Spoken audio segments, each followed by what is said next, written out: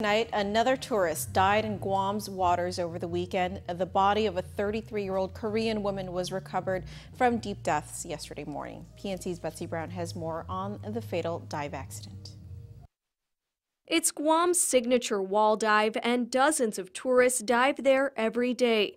But on Saturday, the blue hole claimed the life of a 33-year-old Korean tourist.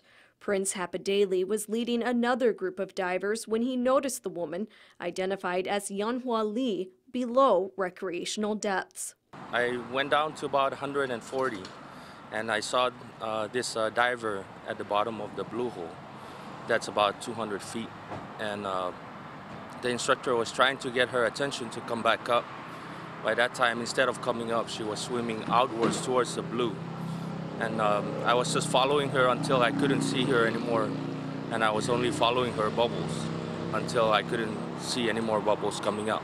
Lee was diving in a small group led by a guide from Guam Dream Dive. According to the tour group, Lee had logged 100 dives and was certified as a dive master.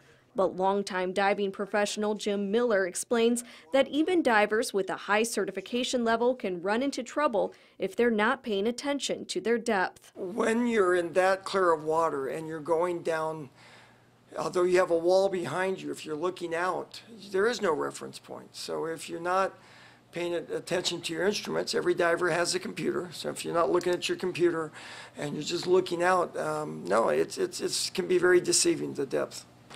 But Miller says diving in Guam, even at the blue hole, is safe as long as you're aware of the dangers. For the amount of divers that are diving here every day, tourists and locals alike, military, the amount of dives done every day, we have an incredibly clean record. It's a very safe activity because of the safety guidelines that are built in. Miller says divers should stay within their certification limits, 100 feet for advanced divers, 60 feet for divers with basic training, and the 130 feet maximum depth for recreational diving.